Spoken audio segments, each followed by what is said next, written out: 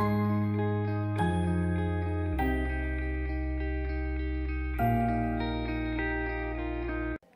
Everyone, welcome back in judicial world. हम लोग right of person with disability देख रहे थे, ठीक है। 2016 का एक्ट है। इसमें हम लोगों ने पिछले लेक्चर में इसके साइलेंट फीचर को देखा था, ये क्यों आया। इसके पहले जो 1995 का एक्ट था उसमें क्या क्या थे, इसमें क्या क्या चेंजेस हुए। जैसे उसमें 7 टाइप की डिसेबिलिटीज़ थी, अब 21 टाइप की डिसेबिलिटीज़ हैं, ठीक है। पनिशमेंट क्या होगा डिस्क्रिमिनेट करने पे, तो ये सब हमने देखा था, ठीक। आज से हम लोग एक्ट शुरू करेंगे, ठीक। इसका चैप्टर 1 प्रिलिमिनरी की बात करता है। इसमें 2 सेक्शन है। पहला शॉर्ट टाइटल की बात करता है, दूसरा डिफिनीशन की बात करता है। और चैप्टर 2 है, इसमें जो राइट्स एंड इंटाइटलमेंट की बात करता है, जो सेक्शन 3 से लेके 15 तक है, ठीक। फिर चैप्टर 3 हम लोग देखेंगे, जो डिजेबल पर्सन है उनकी एजुकेशन के बारे में बात करेगा। इसमें 3 सेक्शन है, 16 से लेके 18 तक, इसको हम लोग देखेंगे। उसके बाद चैप्टर 4 है, ठीक है, जो बात करता है इनके स्किल डेवलपमेंट और एम्प्लॉयमेंट की, ठीक, किसके, पर्सन विद डिसेबिलिटी की। तो चैप्टर 4 में 19 से लेके 23 तक है, ठीक। उसके बाद चैप्टर 5 है, जो social security, health, rehabilitation and recreation की बात करता है डिजेबल पर्सन की। और इसमें सेक्शन 24 से लेके 30 तक है, ठीक है। और फिर चैप्टर 6 है, जो स्पेशल प्रोविज़न बात करता है, जो डिजेबल पर्सन है उनके लिए स्पेशल प्रोविज़न बनाने की बात करता है। और ये 31 to 37 तक है। और उसके बाद चैप्टर 7 बात करता है special provision for person with disability with high support need, ठीक। ये चैप्टर 6 बेंचमार्क डिसेबिलिटी की बात करता था, और ये जो डिजेबल पर्सन है उनकी हाई सपोर्ट नीड के बारे में बात करता है। इसमें एक सेक्शन है 38, ठीक है। और फिर चैप्टर 8 है, जो ड्यूटी और रिस्पॉन्सिबिलिटी की बात करता है गवर्नमेंट की, ठीक। अप्रोप्रिएट गवर्नमेंट जो होगा उसकी ड्यूटी और रिस्पॉन्सिबिलिटी क्या होगी। ये 39 से लेकर 48 तक है। उसके बाद चैप्टर 9 है, जो registration of institution for person with disability and grant to such institution की बात करता है, ठीक है। जो इंस्टीट्यूशन के बारे में बात करता है, ये 49 से लेके 55 तक है। उसके बाद चैप्टर 10 आता है, जो सर्टिफिकेट बात करता है कि डिसेबल पर्सन को कैसे दिया जाएगा, ठीक है। ये इसमें सेक्शन 56 से 59 तक है, 4 सेक्शन। उसके बाद चैप्टर 11 आता है, ठीक है, जो central and state advisory board on disability and district level committee के बारे में बात करता है, ठीक। इसमें सेक्शन 60 से लेकर 73 तक है। फिर चैप्टर 12 है, जो चीफ कमिश्नर के बारे में बात करता है। इसमें सेक्शन 74 से लेकर 83 तक है। उसके बाद चैप्टर 13 है, ठीक, ये स्पेशल कोर्ट के बारे में बात करता है। इसमें 2 सेक्शन है, 84 एंड 85। फिर चैप्टर 14 है, ठीक है, इसमें national fund for person with disability, ठीक है, जो डिसेबल पर्सन है उनके लिए फ़ंड के बारे में बात करेगा। इसमें भी 2 सेक्शन है, 86 और 87। और फिर चैप्टर 15 है, ठीक है, जिसमें 88 एक सेक्शन है। उसके बाद ऑफेंस एंड पेनाल्टीज चैप्टर 16 बात करता है, जिसमें 89 से लेकर 95 तक हम लोग देखेंगे। उसके बाद मिसलिनियस है चैप्टर 14, चैप्टर 17, ठीक है, सॉरी, जो 96 से लेके 102 तक है, ठीक है। और इसमें लास्ट में एक शेड्यूल भी है, ठीक। तो टोटल इसमें 17 चैप्टर हैं और 102 सेक्शन हैं और एक शेड्यूल है, ठीक है। ये 19 अप्रैल को इन्फोर्स हुआ था, इसको हम लोगों ने पहले के लेक्चर में देखा ही था। अब आज सीधे हम लोग सेक्शन से शुरू करेंगे, ठीक।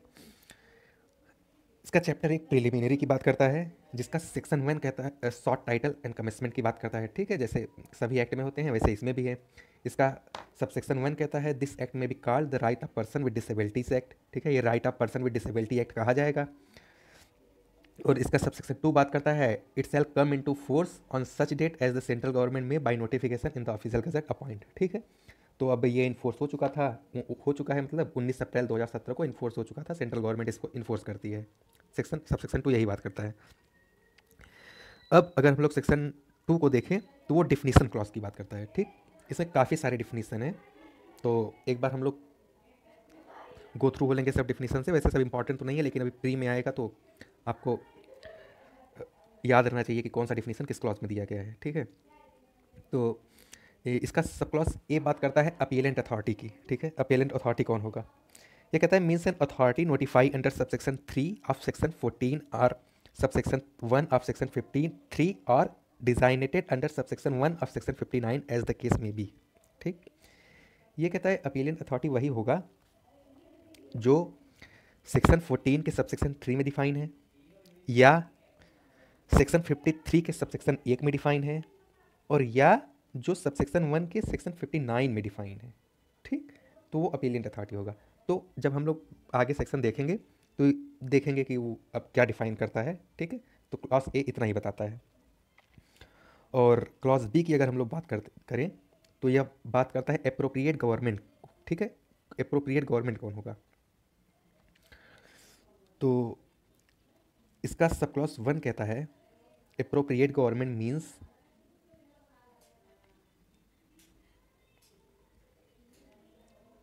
Appropriate government means in relation to central government. अगर हम लोग सेंट्रल गवर्नमेंट के रिलेशन के में देखें, और एनी स्टेबलाइजमेंट होली और substantially finance by that government. ठीक है, अगर सेंट्रल गवर्नमेंट के रिलेशन में देखें या फिर कोई भी ऐसा स्टेबलाइजमेंट देखें जो फाइनेंस किया हो सेंट्रल गवर्नमेंट ने, ठीक है, या कंटेनमेंट बोर्ड कोई हो जो कंटेनमेंट बोर्ड 2006 में इस्टेब्लिश हो, तो वहाँ अप्रोप्रिएट गवर्नमेंट से हम लोग क्या समझेंगे? Central government. ठीक, और इसका सब क्लॉज 2 कहता है in relation to state government और एनी स्टेबलाइजमेंट होली और substantially finance by the government और any local authority other than the cantonment board the state government. ठीक, ये कहता है अगर स्टेट गवर्नमेंट के संबंध में देखें तो कोई भी स्टेट गवर्नमेंट या फिर जो उसने स्टेबलाइज किया हो, जो फाइनेंस होता हो स्टेट गवर्नमेंट से, या फिर कोई लोकल अथॉरिटी हो, लेकिन उसमें क्या नहीं इंक्लूड होगा? Containment board. ठीक है, अगर कंटेनमेंट बोर्ड आता है तो वहाँ हम लोग सेंट्रल गवर्नमेंट समझेंगे। इसमें सब क्लास 1 में हम लोगों ने देखा था। तो सब क्लास 2 में कंटेनमेंट बोर्ड को एक्सक्लूड किया है, तो वहाँ हम लोग स्टेट गवर्नमेंट समझेंगे। ठीक, अब इसके सब क्लास सी को अगर हम लोग देखें तो ये बात करता है बैरियर की। ठीक है, बैरियर मतलब बाधा एक तरह का। ठीक है, डिसेबल पर्सन के सामने क्या क्या बाधाएं आएंगी। तो ये सब क्लॉज सी बताता है एनी फैक्टर। ठीक है, कोई भी ऐसा फैक्टर जिसमें क्या इंक्लूड है? Communicational factor, cultural factor, economic factor, environmental factor, या institutional factor, political, social, attitudinal factor और स्ट्रक्चरल फैक्टर। ठीक है, जो ये सब फैक्टर हैं, ऐसे फैक्टर जो हैम्पर करे, ठीक है, जो बाधा डालें the full and effective participation of person with disability in society. ठीक है, जो डिसेबल पर्सन है उनको सोसाइटी में पार्टिसिपेट करने में जो भी फैक्टर ये डिफाइन किए गए हैं, इनमें से कोई भी फैक्टर अगर बाधा डाले तो उसको बैरियर के अंदर इंक्लूड किया गया है। ठीक, अब इसका सब क्लॉज डी क्या कहता है? Care giver. इसका sub clause D care giver की डिफिनीशन देता है। ये कहता है means any person including parent, ठीक, and other family member who with or without payment provide care, support or assistance to a person with disability। तो care giver के definition का मतलब ये है कि कोई भी ऐसा पर्सन जिसमें पेरेंट भी इंक्लूड होंगे और फैमिली मेंबर भी इंक्लूड होंगे। ठीक, और जो पेमेंट के साथ या मतलब पेमेंट लेके या फिर बिना पेमेंट के डिसेबल पर्सन को सपोर्ट प्रोवाइड करे, ठीक है, या फिर उनको असिस्टेंट प्रोवाइड करे, तो वो केयर गिवर के डिफिनीशन में आएगा। और इसका सब क्लॉज ई डिफिनीशन देता है सर्टिफाइंग अथॉरिटी की। ठीक है, तो सर्टिफाइंग अथॉरिटी में कौन कौन आएगा? Means an authority designated under section 1 of section 57। तो ये बस इतना बताता है कि सर्टिफाइंग अथॉरिटी वही होगा जो 57 का सब सेक्शन 1 डिफाइन करता है। ठीक है, अब 57 क्या डिफाइन करता है इसको आगे हम लोग देखेंगे। अभी के लिए सब क्लॉज ई बस इतना ही डिफाइन करता है। अब अगर सब क्लॉज एफ को देखें हम लोग तो वो बात करता है कम्युनिकेशन की, और ये इंक्लूसिव डिफिनेशन देता है। ये कहता है कम्युनिकेशन में क्या क्या इंक्लूड होंगे। ये कहता है communication include means A format of communication language display of text, जिसमें ब्रेली भी शामिल है, ब्रेली प्रणाली जो होता है, टेक्सटाइल कम्युनिकेशन भी शामिल है, सिग्नेचर, लार्ज प्रिंट कोई है, ठीक है, एक्सेसिबल मल्टीमीडिया कोई है, या फिर कोई राइटिंग है, ऑडियो है, वीडियो है, विजुअल डिस्प्ले है, ठीक है, जो देखा जा सके, या फिर साइन लैंग्वेज है, या फिर प्लेन लैंग्वेज है, ह्यूमन रीडर है, तो ये सब कम्युनिकेशन में शामिल किए जाएंगे, ठीक, इस डिफिनीशन के अकॉर्डिंग। और अगर सब क्लॉज जी को हम लोग देखें तो वो कॉम्पिटेंट अथॉरिटी की डिफिनीशन देता है। ई सर्टिफाइंग अथॉरिटी की डिफिनीशन देता है, जो कहता है 57 के सब क्लॉज 1 में जो होगा वही होगा। और जी देता है कॉम्पिटेंट अथॉरिटी की, और ये कहता है कॉम्पिटेंट अथॉरिटी कौन होगा, जो 49 में डिफाइन है, ठीक। तो ये सब डिफिनीशन बहुत ज़्यादा इंपॉर्टेंट नहीं है, क्योंकि अब 49 में हम लोग देखेंगे तो वहाँ इंपॉर्टेंट हो जाएगा कॉम्पिटेंट अथॉरिटी कौन है, ठीक है। और इसका सब क्लॉज एच बताता है डिस्क्रिमिनेशन, ठीक है। सब क्लॉज एच डिस्क्रिमिनेशन की बात करता है कि पर्सन विथ, जो डिजेबल पर्सन है उनके साथ डिस्क्रिमिनेशन में क्या क्या आएंगे अगर उनके साथ डिस्क्रिमिनेशन हो रहा तो। ये कहता है in relation to disability means any distinction, inclusion, restriction on the basis of disability which is the purpose or effect of impairing or nullify the recognition, enjoyment or exercise on an equal basis with other of all human right and fundamental freedom in the political, economic, social, cultural, civil or any other field, and include all form of discrimination and denial of reasonable accommodation, ठीक है।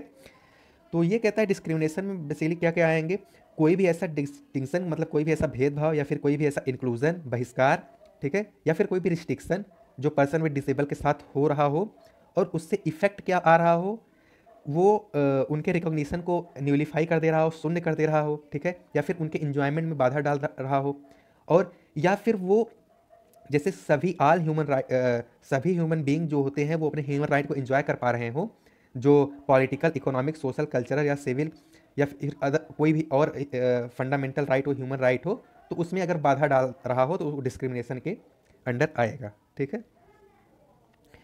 और इसका sub clause आई बात करता है establishment की। ये कहता है include A government establishment and private establishment, ठीक है। इस्टेब्लिशमेंट के अंदर क्या आएंगे, गवर्नमेंट इस्टेब्लिशमेंट जो गवर्नमेंट द्वारा इस्टेब्लाइज किया गया हो, या फिर जो प्राइवेट कोई इस्टेब्लाइजमेंट हो तो वो भी इस्टेब्लाइजमेंट के अंदर आएगा, ठीक। और अगर हम लोग फंड की डिफिनीशन देखें जो क्लॉज जे बताता है, तो ये कहता है कोई भी ऐसा नेशनल फंड जो कंस्टिट्यूट कहाँ किया गया हो, सेक्शन 86 में, ठीक। सेक्शन 86 में अब क्या डिफाइन किया गया है वो सेक्शन 86 में आगे हम लोग देखेंगे, ठीक है। और इसका सब क्लॉज के बात करता है गवर्नमेंट स्टेबलाइजमेंट, ठीक। अगर सब क्लॉज के अगर गवर्नमेंट स्टेबलाइजमेंट को अगर हम लोग देखें तो वो कहता है means a corporation established by or under central act or state act or an authority or a body owned or controlled or aided by the government or a local authority or a government company as defined section 2 of companies act, ठीक। तो government establishment में बस ये बात करता है कि कोई भी अगर कॉरपोरेशन है जो सेंट्रल या स्टेट गवर्नमेंट के द्वारा बनाया गया है, या फिर कोई भी अथॉरिटी है, या फिर कोई भी अथॉरिटी है जो कंट्रोल हो रहा हो, या फिर जो गवर्नमेंट के ऐड द्वारा बनाया गया हो, या फिर कोई लोकल अथॉरिटी, ठीक है, जो गवर्नमेंट कंपनी में डिफाइन किया गया हो सेक्शन 2 में, तो वो सब गवर्नमेंट स्टेबलाइजमेंट के अंदर आएंगी, ठीक। और इसका सब क्लॉज एल बात करता है हाई सपोर्ट की। ये कहता है मीन्स एन इंटेंसिव सपोर्ट, ठीक है। हाई सपोर्ट में क्या आएगा, इंटेंसिव सपोर्ट, जो फिजिकल सपोर्ट हो या फिर साइकोलॉजिकल सपोर्ट हो या फिर कोई भी अदर टाइप का सपोर्ट हो, ठीक है, जो डिजेबल पर्सन है उनको उनकी ज़रूरत हो, ठीक है, be require by the person with benchmark disability for daily activity, उनको डेली एक्टिविटी में जो मदद करे, ठीक है, वो हाई सपोर्ट के अंतर आएंगे। To take independent and informal decision to access facility या participating in all area of life including education, employment, और ऐसा सपोर्ट जो उनको इंडिपेंडेंट बनाए, जो उनको फैसिलिटेट करे डिसीजन लेने में, जो उनको पार्टिसिपेट करने में फैसिलिटेट करे, किसमें, एजुकेशन के फील्ड में, एम्प्लॉयमेंट के फील्ड में, फैमिली एंड कम्युनिटी लाइफ में, ठीक है, तो उसको हाई सपोर्ट के अंदर आएगा। और क्लॉज एम बात करता है इंक्लूसिव एजुकेशन। ये कहता है कोई भी ऐसा education means a system of education जहाँ student with and without disability, जहाँ दोनों स्टूडेंट जो डिसेबल स्टूडेंट हैं या फिर जो डिसेबल स्टूडेंट नहीं है, दोनों एक साथ टुगेदर एक साथ पढ़ सकें, ठीक है, और सीख सकें, तो वो इंक्लूसिव एजुकेशन कहा जाएगा। और अगर इसके सब क्लॉज एन की हम लोग बात करें तो वो कहता है इंफॉर्मेशन एंड कम्युनिकेशनल टेक्नोलॉजी। ठीक, ये कहता है include all service and innovation relating to information and communication. ठीक, इंफॉर्मेशन कम्युनिकेशन टेक्नोलॉजी में क्या क्या इंक्लूड होंगे? कोई भी ऐसा सर्विस या इनोवेशन, ठीक है, जो इंफॉर्मेशन में या कम्युनिकेशन में मदद करे। ठीक, जिसमें टेलीकॉम सर्विस भी इंक्लूड किया गया है, वेब बेस्ड सर्विस भी इंक्लूड किया गया है, इलेक्ट्रॉनिक एंड प्रिंट सर्विस भी इंक्लूड किया गया है, डिजिटल एंड वर्चुअल सर्विस भी इंक्लूड किया गया है। ठीक है, तो इंक्लूसिव डिफिनीशन है, इसमें क्या क्या इंक्लूड होंगे इंफॉर्मेशन एंड कम्युनिकेशन टेक्नोलॉजी में? कोई भी सर्विस, कोई भी innovation, telecom service, web based service, electronic, print, digital और वर्चुअल सर्विस। ठीक, और इसका क्लॉज ओ इंस्टीट्यूशन की बात करता है। इंस्टीट्यूशन मीन्स क्या? Institution means an institution for the reception, care, protection, education, training, rehabilitation and any other activity for person with disability. ठीक, तो ये भी इंक्लूसिव डिफिनेशन देता है। इसमें क्या कहेंगे? कोई भी रिसेप्शन हो, कोई भी केयर हो, कोई भी प्रोटेक्शन हो, कोई भी एजुकेशन हो, कोई भी ट्रेनिंग सेंटर हो, कोई भी रिहेबिलिटेशन सेंटर हो। ठीक है, तो वो सब इंस्टीट्यूशन के अंतर्गत आएंगे। सॉरी। और इसका sub clause P local authority की बात करता है। लोकल अथॉरिटी मीन्स म्यूनसिपालिटी और panchayat as define in clause E and clause F of article 243 P. ठीक है, जो कॉन्स्टिट्यूशन के आर्टिकल 243 पी में डिफाइन किए गए हैं म्यूनसिपालिटी और पंचायत, वो लोकल अथॉरिटी के अंतर्गत आएंगे। ठीक है, या फिर कोई भी कंटेनमेंट बोर्ड हो, जो कंटेनमेंट बोर्ड एक्ट 2006 में हो, तो वो भी इसमें इंक्लूड होगा लोकल अथॉरिटी में। या फिर और भी कोई अथॉरिटी, ठीक है, या फिर और भी कोई अथॉरिटी हो तो वो भी इसके अंतर्गत आएंगे। ठीक, अब हम लोग देखें तो सब क्लॉज क्यू बात करता है नोटिफिकेशन की। तो ये कहता है कि नोटिफिकेशन वही होगा जो ऑफिशियल गजट द्वारा नोटिफाई किया जाए। ठीक, और इसका सब क्लॉज आर बात करता है पर्सन विथ बेंचमार्क डिसेबिलिटी। तो पर्सन विथ बेंचमार्क डिसेबिलिटी में कौन आएंगे? वो कोई भी पर्सन जो 14% डिसेबिलिटी से कम ना हो। ठीक है, जिसकी जो डिसेबल 40% से ज़्यादा हो, तो वो बेंचमार्क डिसेबिलिटी के अंदर आएगा। Where specified disability has not been defined in measurable term.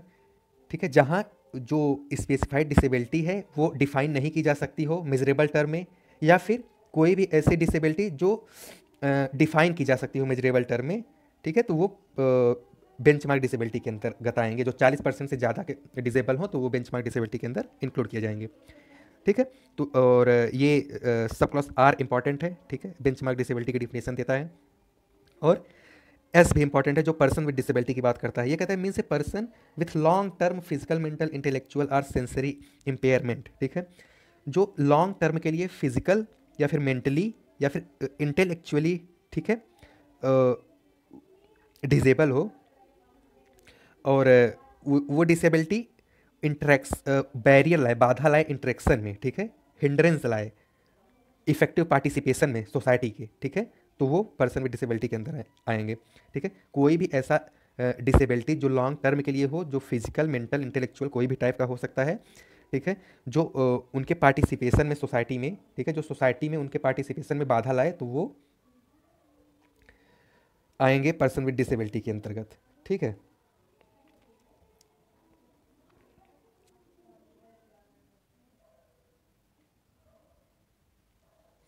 और अगर हम लोग सब क्लॉज टी की बात करें तो ये कहता है person with disability having high support need. ये बताता है means a person with benchmark disability certified under clause A of subsection 2 of section 58 who need high support. ठीक है, तो जो सेक्शन 58 के सब क्लॉज एक सबसेक्शन 2 के सब क्लॉज ए में बताया गया है, तो वही यहाँ आएगा, तो उसको हम लोग वहाँ देखेंगे। और prescribe means prescribe in this act. ठीक, और इसका वी कहता है प्राइवेट स्टेबलाइजमेंट क्या होगा।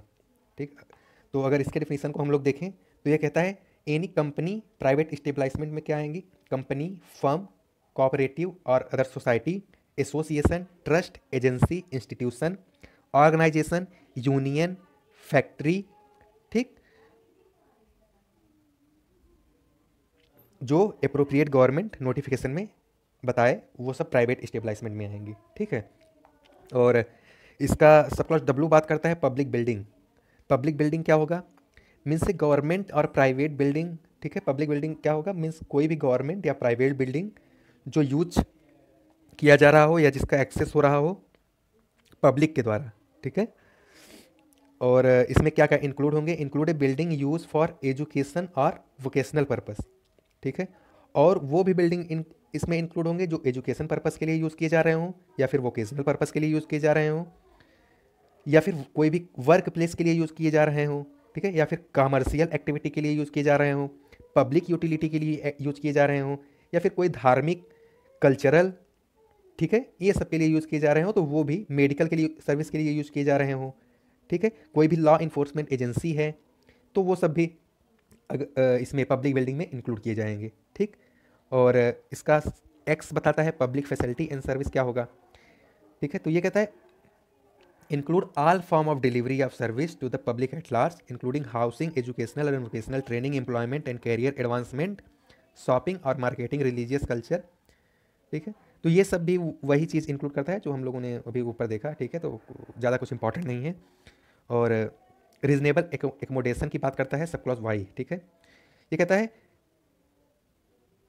Means necessary and appropriate notification and adjustment, modification and adjustment without imposing A disproportionate or undue burden in particular case to ensure a person with disability enjoy or exercise right equally with other, ठीक है। कोई भी ऐसा accommodation जो disable person है वो दूसरों के साथ इंजॉय कर सके अपने राइट को उसमें, तो वो आएगा रीजनेबल एकोमोडेशन के अंतर्गत, ठीक है। और इसका सब क्लॉज जेड बात करता है रजिस्टर्ड ऑर्गेनाइजेशन की। ये बात कर इसमें कहता है कि means an association of person with disability or a disabled person organization, association of parent of person with disability, association of person with disability and family member, or a voluntarily and non-governmental or charitable organization or trust, society, non-profit company, तो ये सब registered organisation कही जाएंगी, ठीक है।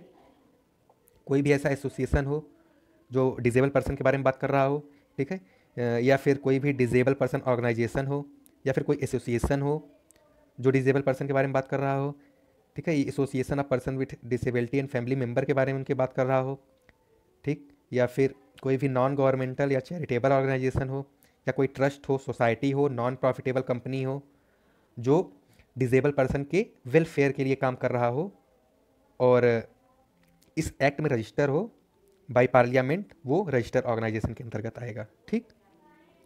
इसका Z A बात करता है रिहेबिलिटेशन। ये कहता है refer to a process aim to enabling person with disability to attain and maintain optical, physical, sensory, intellectual, psychological, environmental और सोशल फंक्शन लेवल, ठीक। रिहेबिलिटेशन का एम क्या है कि वो जो डिसेबल पर्सन है उनको अटेन कराए, उनको मतलब उनको मेंटेन करे, जो उनकी फिजिकल डिसेबिलिटी है, उनके सेंसरी जो डिसेबिलिटी है, इंटेलेक्चुअल, उनको इंटेलेक्चुअली, साइकोलॉजिकली, इन्वायरमेंटली, ठीक है, उनको रिहेबिलिटेट कराए, ठीक है, उनको शस्त्र दे, उसको आश्रय दे, ठीक है, उनको ठीक करे, तो वो रिहेबिलिटेशन के अंतर्गत आएगा। और जेड बी बात करता है स्पेशल एम्प्लॉयमेंट एक्सचेंज। ये कहता है मीन्स एनी ऑफिस और place establish and maintain by the government, ठीक है, कोई भी ऐसा ऑफिस या प्लेस जो स्टेबलाइज हो, स्टेबलाइज किया जाए और मेंटेन किया जाए गवर्नमेंट के द्वारा। पर्पस क्या है, for collection and furnishing the information, जो इन्फॉर्मेशन को कलेक्ट करने का पर्पज़ है, ठीक है, either by keeping of registrar और otherwise. Person who seek engage employ for among the person with disability, ठीक है, person with benchmark disability who seek employment, तो जो एम्प्लॉय चाहते हों जो डिसेबल एम्प्लॉय होते हैं उनके लिए, या फिर कोई भी बेंचमार्क डिसेबिलिटी जो एम्प्लॉयमेंट चाहता हो, ठीक है, या फिर कोई भी वैकेंसी हो to which person with benchmark disability seeking employment, ठीक है, जिसमें बेंचमार्क डिसेबिलिटी को एम्प्लॉयमेंट मिल सके, तो उसको अपॉइंट करेंगे किसमें, स्पेशल एम्प्लॉयमेंट एक्सचेंज के अंतर्गत, ठीक। और स्पेसिफिक डिसेबिलिटी जो शेड्यूल में डिफाइन की गई है वहाँ से हम लोग देखेंगे। और इसका जेड डी बात करता है ट्रांसपोर्टेशन सिस्टम, ठीक, तो जो road transport, rail transport, air transport, water transport, ये सब आएंगे जो डिसेबल पर्सन के लिए मददगार हो, ठीक है, ऐसे बनाया जाए। और universal design means design of product, environment, programme and service to be use by all people to the greatest extent possible, ठीक है। यूनिवर्सल डिज़ाइन बात करता है कोई भी ऐसा डिज़ाइन, ठीक है, कोई भी ऐसा प्रोडक्ट, कोई भी ऐसा इन्वायरमेंट ना जो यूज किया जाए सभी पर्सन के द्वारा, जो यूजेबल हो, जो चाहे वो डिजेबल पर्सन हो, चाहे वो नहीं हो, लेकिन वो सबके द्वारा यूजेबल हो, ऐसा कोई डिज़ाइन हो, तो वो यूनिवर्सल डिज़ाइन के अंतर्गत आएगा, ठीक है। तो ये डिफिनीशन क्लॉज यहाँ ख़त्म होता है। अब चैप्टर सेकंड है, इसको हम लोग नेक्स्ट लेक्चर में कवर करेंगे, ठीक। आज के लिए इतना ही। Thank you so much.